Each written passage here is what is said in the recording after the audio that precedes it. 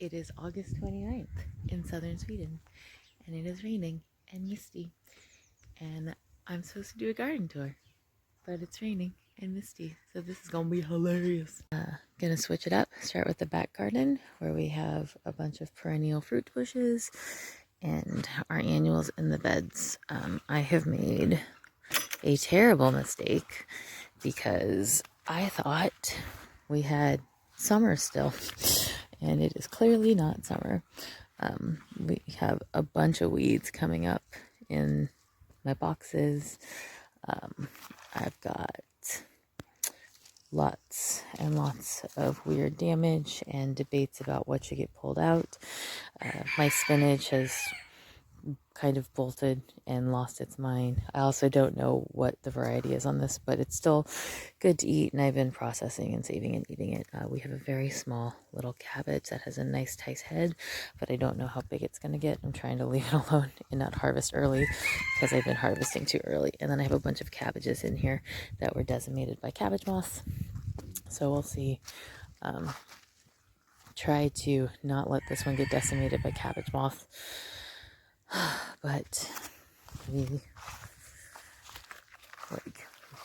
there's a bunch of grass in here, and so I've just been periodically going through and weeding. And yeah, there's a bunch of weeds in here too, because there's just a bunch of weeds. But my salad that I left the stems in, it's regrowing, so that's cool. So I've got romaine and pocket that's coming up, and that pepper plant is doing much better under cover.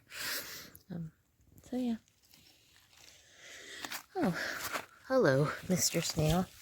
I was just trying to break in, and I lost my clip, which, you know, you lose things in the garden. Eventually, I will find the thing that I just lost, and I lost it in the box, because of course. But hello, slug. I see you trying to break in here. I know, you can tell there's a feast, so hopefully he will not make it, but he might. My basil is coming up. I planted carrots and parsnips in here, and the beans. I've never grown parsnips before, so I'm not entirely sure, like, if this is a parsnip. Lovely. And things got displaced because wind and water and nonsense. So yeah, I'm just trying to not accidentally pull up my parsnips. So I think this is safe to say that's a weed. This is safe to say that's a weed. I think that's safe to say that's a weed.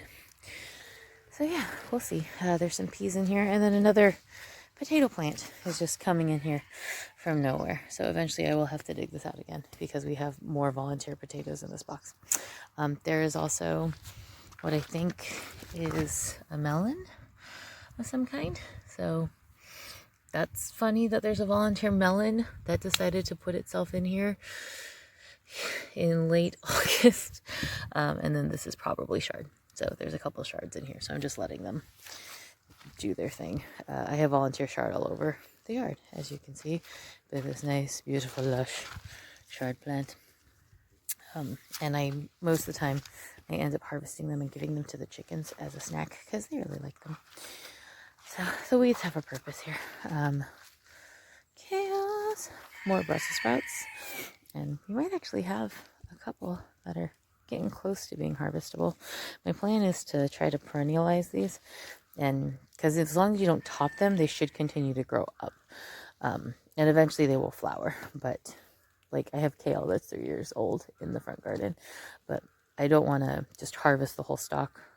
Where our temperature and our climate here is mild enough that I should be able to just twist off the buds at the bottom as they mature, and we can keep growing the plants. So that is my plan. This is my weird cabbage that we harvested and left the stem. There is one cabbage head forming here, another cabbage head forming here, and then where we harvested the main, there are all these itty bitty little cabbage heads starting to form. So I don't know that we will actually get a cabbage head from every single one of these shoots. That seems ridiculous, but I'm just going to leave this in here, and we can always harvest the outer leaves and use them as kale cabbage replacements. And I was doing that earlier in the season before when I would prune my plants, I would take off the outer leaves. This one has some bug damage, and so I'm just gonna get rid of that worm so he doesn't take out my entire plant. But I would prune the outer leaves, and then I would make breakfast with them. So this one has a little bit of damage, but this is perfectly good. And then the stems, actually, most people cut the stems out and throw them away. I find they make a really good broccoli replacement. And so I was roasting them with a little bit of oil and salt and pepper, and they were very, very tasty. But that I'll let the dogs have, because they love brassicas. Someday I will get a pear, maybe, from this tree. This one I think has scab, so I should probably just chuck him off. Yeah, and let that guy. So if this actually makes a pear, that'll be the first pear that this tree has ever made. And I planted this pear tree 2.5 years ago, I think. That feels correct. It was one of the first things I added to the garden and the property. My weird little onion bed that are flopping over. I don't know if that's because a cat ran through them. It looks more like a cat ran through them. But yeah, these were just onions that were quote unquote going bad in the house. And that's just razor lettuce. So that can go away before it bolts. But this was my goal, was to let them form seed heads and then save the seed. So we've got a couple seed heads coming. And then you can use the greens, you can use the onions. This one has made 4 onions, which is kind of amazing. That was just one, like, that started. So yeah, I don't know if you can see, but this one onion, I planted it and it's making 4 small onions. This one is making 2. That's making 2. This one's got 3 at least, which is kind of amazing. Yeah, so that's really funny. So this actually might be why they're flopping, right, is that they're constrained by the original onions powder section. So this may kill this. I don't care. If it dies, it dies. If it gets happier and, like this guy's over there, and makes more onions, that's awesome.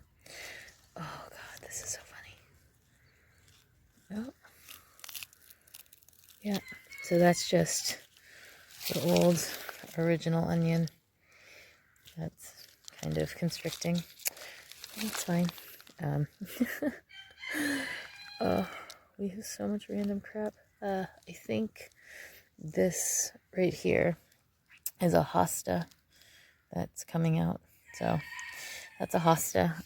This is, oh god, I just ground elder.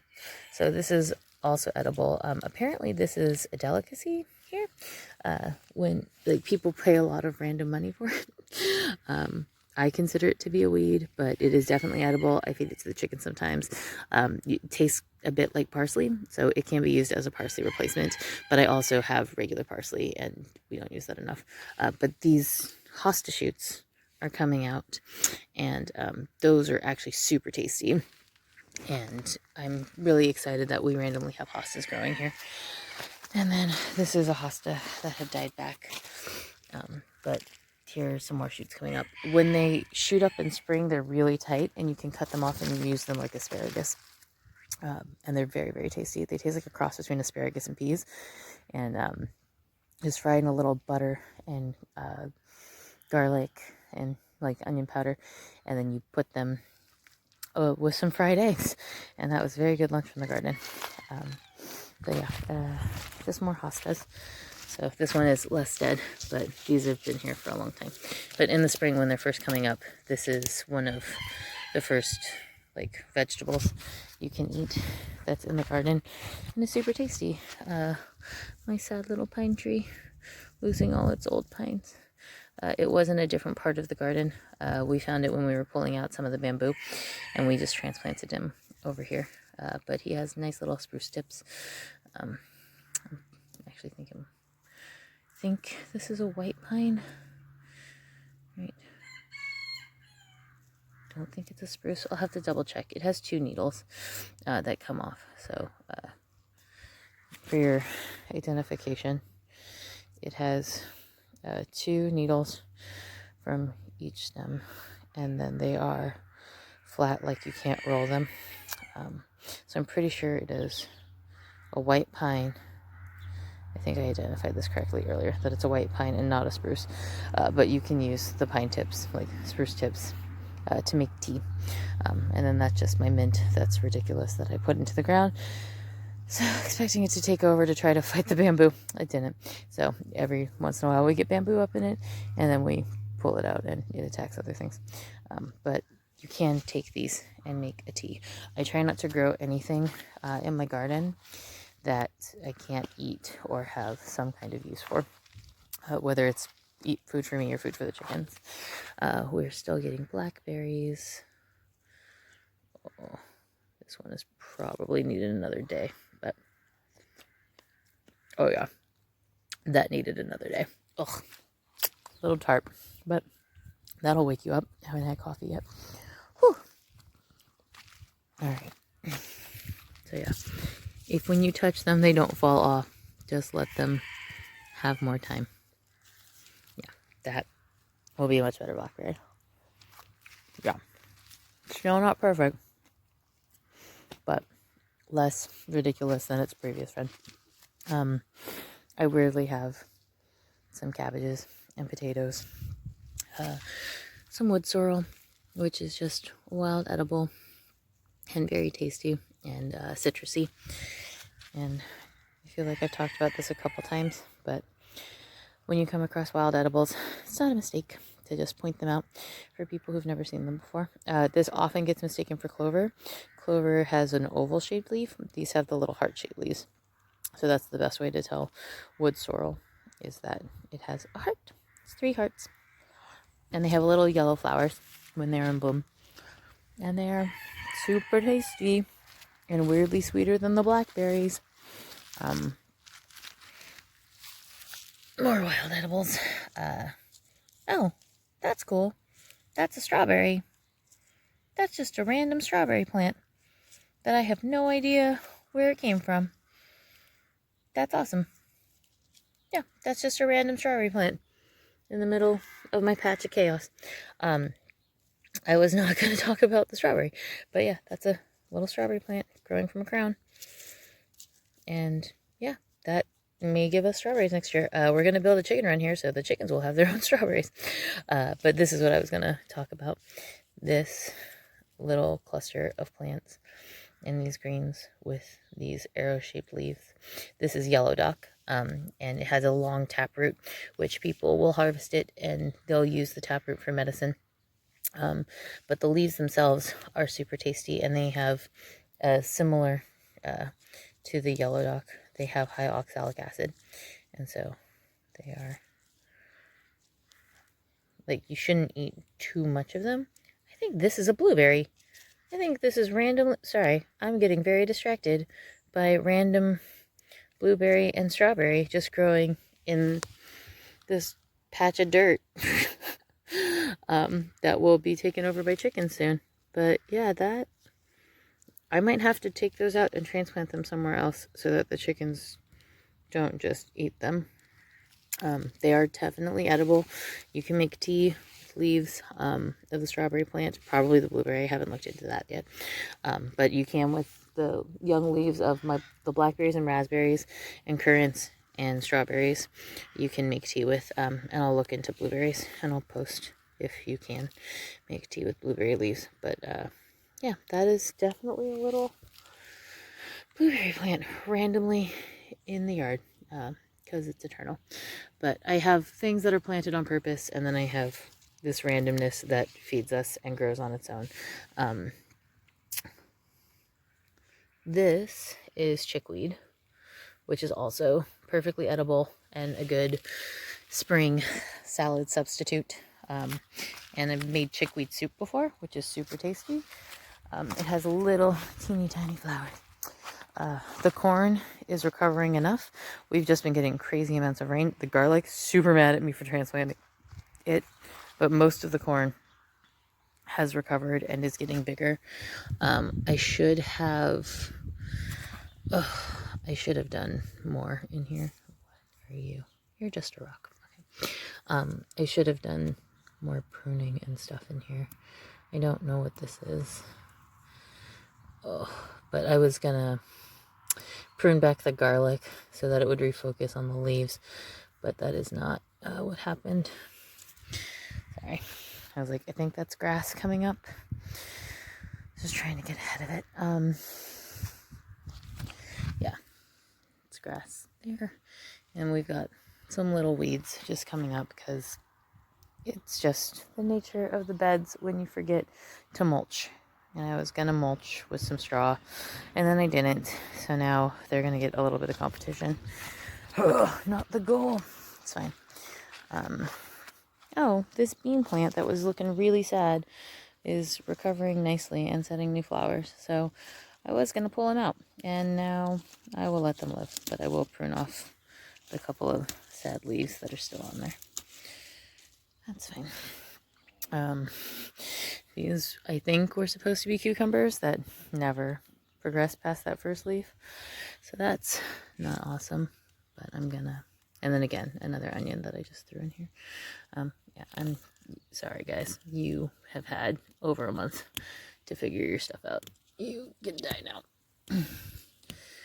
There is no way that that's going to produce a cucumber, and the only thing it's more likely to do is compete with other stuff. And I'm still, like, there's a bunch of grass that keeps coming up in this bed.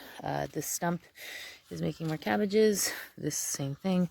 It's never going to make the plant it was supposed to. So rather than taking energy away from my brassicas and these teeny tiny tomatoes that are flowering and trying to set fruit, just make it go away. And then probably the biggest mistake, because we've had so much rain, are these seed trays, which I set up with watering trays underneath. What's up, slug? Thanks, buddy. Yeah, no, you can get out of here.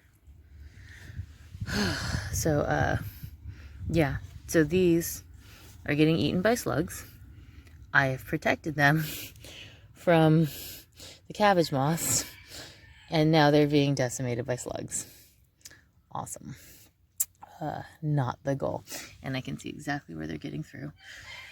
That just makes me so very annoyed, but not surprised. I was gonna come in here to deal with the water issue because we've had so much rain that I don't actually need these trays. Because we've had so much rain that I don't actually need these trays. But this is really disappointing to see how many of these have been eaten by the slugs. So I'm gonna have to reassess this and then just try not to scream at pests. But I was gonna say that this was a fail because of the water, but it is now also a fail because of the slugs. Because slugs love brassicas. Slugs love brassicas. Yeah. This one did a lot better. My kohlrabi, my little, my purple broccoli, my purple spätzle, and my cauliflower are doing better. I only lost 2 of the cauliflower in here, which is way better than what was going on over there. Like, that was horrifying. But there is this slug, this jerk, who will try to eat everything. So yeah, they are gone now. So I've been trying to keep the babies inside by reusing this because one of the babies escaped yesterday. Brownie is gone, probably never to be seen again. But I also think Brownie might have been a rooster. And because we have too many roosters, I think Brownie got chased off. And these 2 chickens that are left are hens, and that's based on their feather development. These guys were born last Wednesday. They're about 10 days old now. They're Swedish flower hens. I've never raised them before, but for a lot of breeds, the hens will grow their feathers much quicker than the males, and they'll get the little tail feathers. And everything that's showing me, like everything I'm seeing on these 2 chicks, they look like ladies to me. And then the brown one had very stunted wings and was super fuzzy. So whether or not that means that chick was a rooster and these roosters were like, no, go away. You do not, we have enough of your kind here. And they're like, kicked him out of the flock and told him to go fend for himself. Or if it was just a very brazen chick that ran away. I don't know. But Aragorn is a very good mom. But, so I don't know if you can tell, but rooster, rooster, rooster, rooster, rooster, rooster, hen. 1, 2, 3, 4, 5, 6. There are 6 roosters here. Boromir, Gandalf, Winifred, Sarah, and Mary. And then my 2 black hens are Sam and Pip. And then Aragorn is over there. But I'm going to get these guys some breakfast. But I would not be surprised if the reason why that chicken in specific, like, kept getting out was that these roosters were like, dude, no. And they're trying to help with the gender balance of the flock. Yeah, I just wouldn't be surprised if that was the case. But yeah, so we still have 2 babies. And I'm going to get more eggs next weekend. So from a different farmer, because we had a really bad hatch rate with the eggs we got from this farmer. Only 3 of 10 eggs hatched. So yeah, that a 30% hatch rate is really terrible. In the past, I've had like near 100 or a 90% hatch rate on the eggs from my chickens. But we wanted to do Swedish flower hens to diversify our flock and also to have a larger chicken that could potentially be a meat chicken if we had roosters, which I think because the plan was if we had roosters, we were going to eat them. Maybe it's better that Brownie ran away because that would have been more depressing. And I don't know that my boyfriend has it in him to put down a rooster. I had to go in the greenhouse to feed the chickens. So these are like the weird extras that I was raising for microgreens. This is just a chard plant coming up in the walkway. Normal. And some grass I should actually pull out too. This tomato, I've been meaning to pull it out and reuse the pot for something else. But I'm honestly waiting for those starts in the yard to get bigger and stronger so they can put up with stuff. This is a cauliflower that I have tried to keep the cabbage whites from just eating the center so that I can get a cauliflower.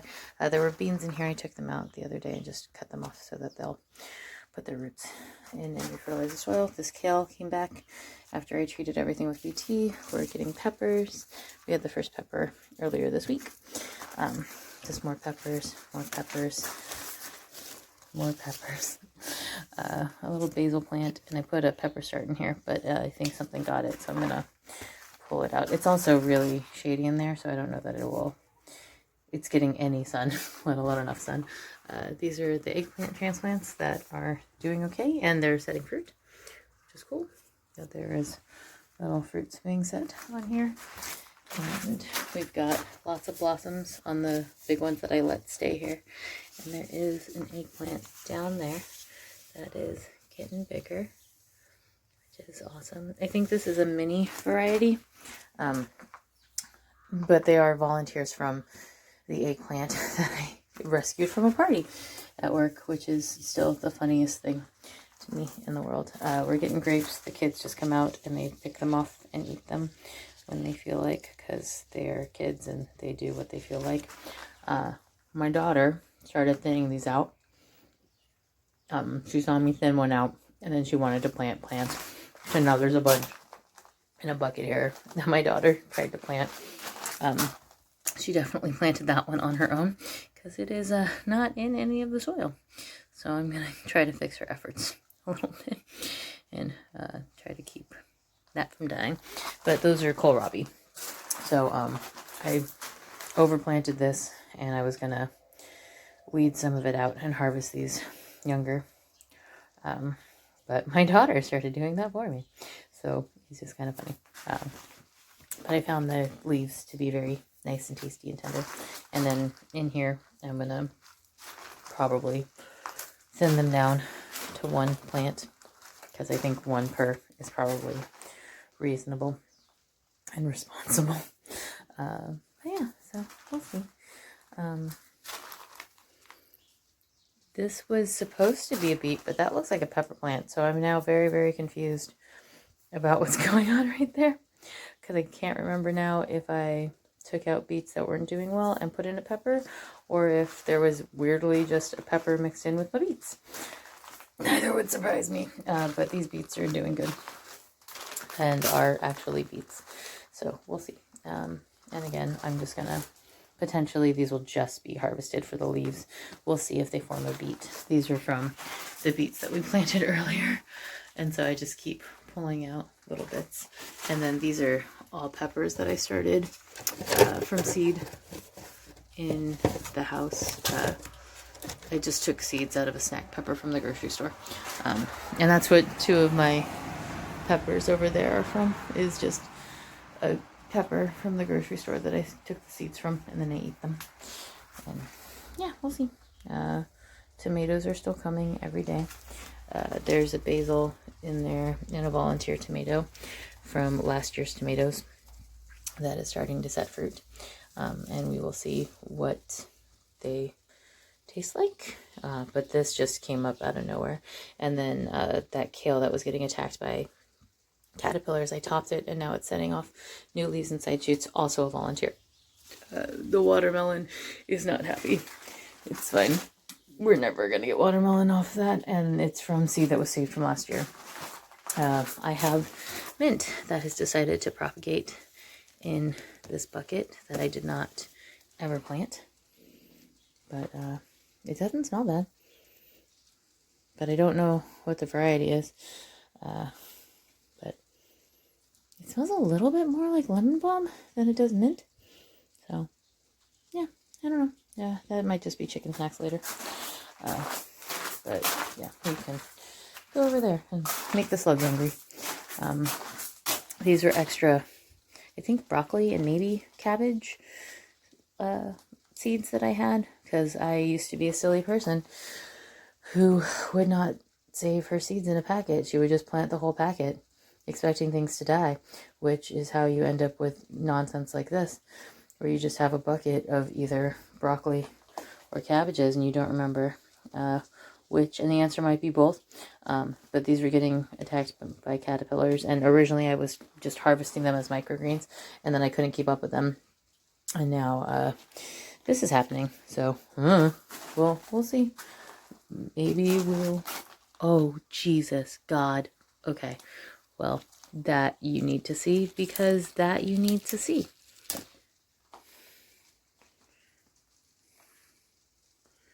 That is a bunch of baby caterpillars. That is like a ridiculous amount of baby caterpillars. So yeah, this is why my brassicas are undercover and being flooded. But that is a healthy, nutritious snack for my bird army that's stealing all my chicken food. What? Dudes. Roosters, do your job. Chase off the bird army. Okay, this is why we're building a new coop. Because my chickens definitely did not get any breakfast, because those finches just descended upon all of their breakfast. Wow. Okay, so on that note, I'm going to feed the chickens again, but I'm going to feed them in their coop, because that is not okay. Oh, sup? Yeah, I see you. I see you, bird army. Do your job and get the cabbage whites. So I'm going to try to not freak out about that. Just harvest some cherry tomatoes, because that's a much happier expression of my frustration against that bird army. So yeah. Whew. There is a frog that lives in here, unless the bird army eat him, which wouldn't surprise me. But yeah, so caterpillars, just taking over everything because they can. It's fine. It's fine. Brassicas that were getting attacked by cabbage moths, and so they do not have homes. A random pepper plant, I think, growing in places that they're not supposed to be, and other seeds that have decided to live. More of my purple broccoli that got attacked.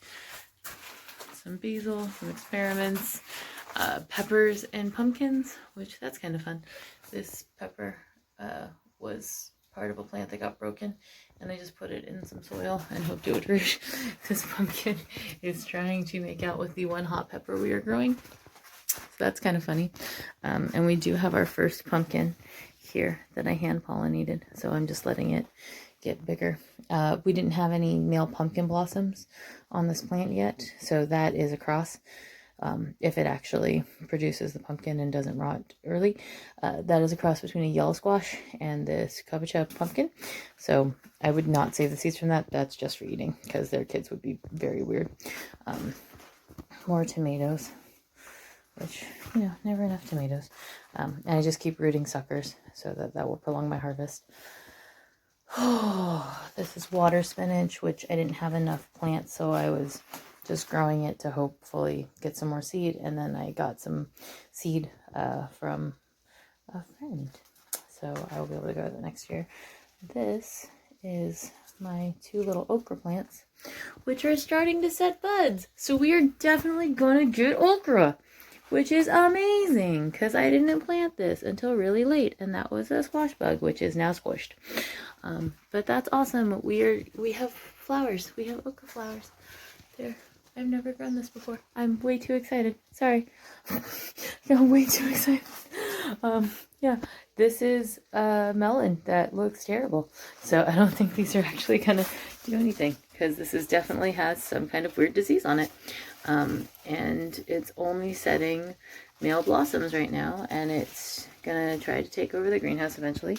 I was hoping we would get a melon, but I have very little faith that these are not just sickly plants that don't like the way that they're growing or where they're growing. And then there's a couple weeds in here, so I'm just gonna weed out this pot because there's no point. This artichoke is doing okay. I think actually it's getting overwatered, so I need to not water that today. There's some beets volunteered that are growing in and around these. And then this is the other pumpkin, which is awesome. Also doing ridiculously well in the greenhouse. It has a female blossom up there that it's starting, so we will get pumpkins. And I put these in the greenhouse so that I could protect against, oh, that looks powdery mildewy, and I'm going to cut this leaf off because I don't trust that. But I put them in the greenhouse because our first frost date is, in theory, October 21st. Sometimes we get an early frost, but by having them in here, we should be able to get some pumpkins from these plants, and hopefully okra, and also this is a loofah. So I tried to grow a loofah very late in the season, but it's going up here and it's coming through here, and hopefully we will get some loofah, because right now all of my cucumbers have failed. So and you can in theory eat loofah like a cucumber, so we will see. This is all new plants for me, and they're things that I didn't think I could grow in Sweden, and had never attempted to grow in Sweden, but I kept seeing the seeds in the stores, and I was like, well, if they're here, that means somebody's doing it, so I'm going to try.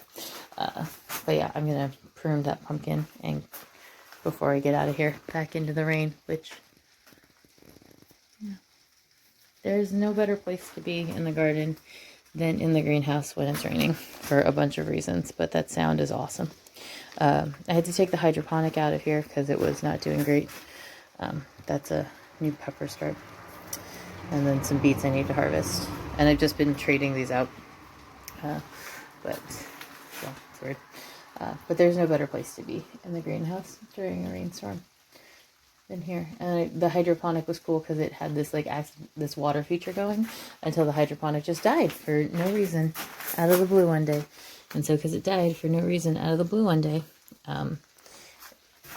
I took it out and I reused the shelves to build this. And it was definitely worthwhile because now once I built this and put this in this configuration, all of this took off. Like the pumpkins and the okra and the loofah and the melons had all been in here, but they weren't growing like this, and they were definitely not this happy. This is, I think, cauliflower that's probably got a bunch of random damage and weirdness.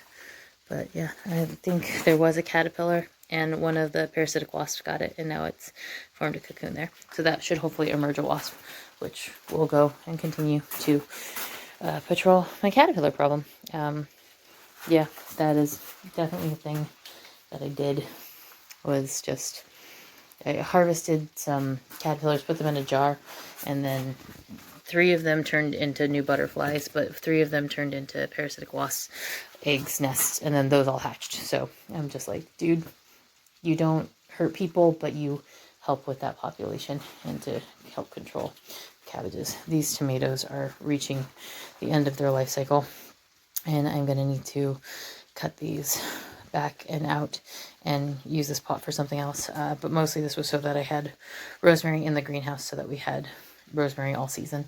I have a rosemary outside that perennialized, but it needs the black collar back to create a little microclimate and a heat zone. That black collar acts as a heat sink to protect it from frost overnight.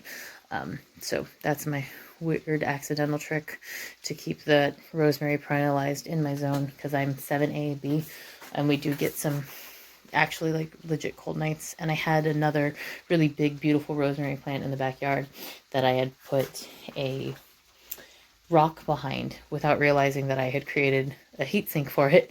And then we moved the rock when we redid the fence line, and the rosemary instantly died. And so, yeah, just put a heat sink behind that plant that can get sun and warm up during the day, and it'll be protected through the night. And you can have perennial rosemary in zone 7, which is kind of awesome. Because rosemary is delicious. Yeah, and I've got another, like, I've got caterpillar damage, evidence of caterpillar damage, and then another one of these. So I think my parasitic wasps are doing their job now, which is awesome. It's very exciting. Oh, but yeah, and we're getting hot peppers and pumpkins and okra and beets. And now I'm really just stalling and not wanting to go outside because the rain is picking up. But the dogs are outside, so I need to take care of them too. Oh, too many things on the small farm. And I am wearing the most inappropriate outfit for this weather. So I think I'm going to cut it short and just, like, let you look at the garden rather than give you a tour of the garden outside of the greenhouse, because it is raining its balls off. And I'm gonna go inside and make another tomato sandwich, because that's what I have for breakfast all the time. And yeah, I'll harvest some basil for my tomato sandwich, because I like harvesting basil for my tomato sandwich, and I have a bunch of basil in here that can be used for tomato sandwiches. Definitely have some aphids and pest damage in here, so I'm gonna have to wash that, which makes me kind of sad, because I try not to wash my leafy greens if I can help it, just because it's theoretically better for your gut biome. But yeah, these definitely have some kind of mite or aphid issue or evidence of that on the underside of the leaves. But still delicious. There are worse things to happen. And yeah, thanks for watching, and sorry for the weirdness, because things get weird, and they're never not going to get weird. And hopefully next week this will be more of a pepper plant, and if it's not, I will trade it out for something else, because that's what we do. We adapt and we learn. And if I have the time, I'm going to deal with all of the mess out there, because a bunch of these buckets need tending to, and my strawberries need new homes. Yeah, they've been there for 3 years. It's time for them to get new homes, and there's a bunch of weeds and nonsense. So yeah, now is the time to address some of the chaos. But yeah, the garden is beautiful, and it's feeding us every day. So hopefully yours is doing the same, and if it's not, it's okay. maybe next year. There's always next year.